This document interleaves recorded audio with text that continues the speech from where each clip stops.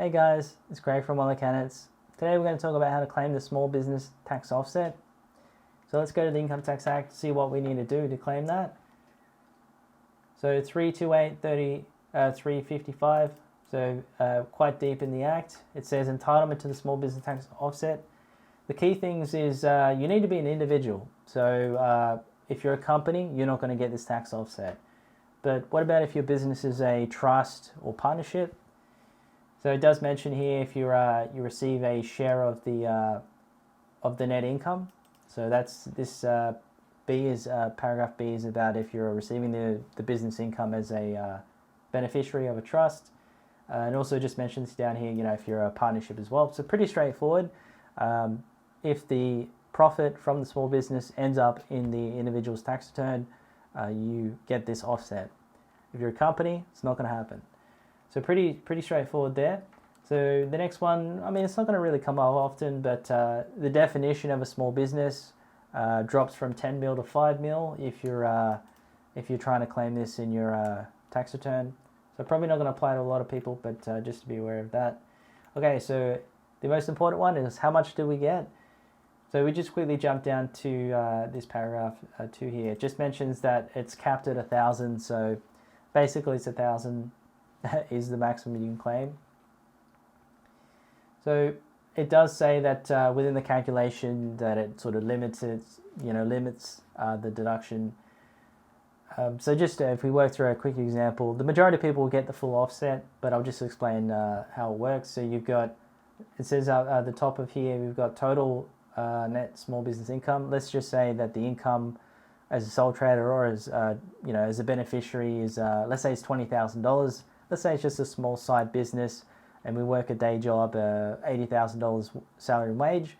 So that means our total, if you add them together, is $100,000.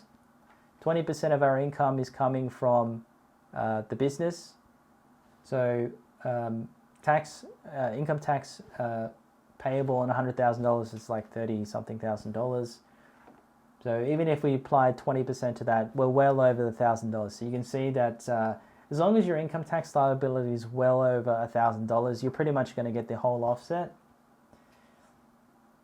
So it's pretty straightforward. If you're a company, unfortunately, you don't get this offset. If you're an individual, a beneficiary, a partner, you will get this offset. So how do you actually claim it in practice?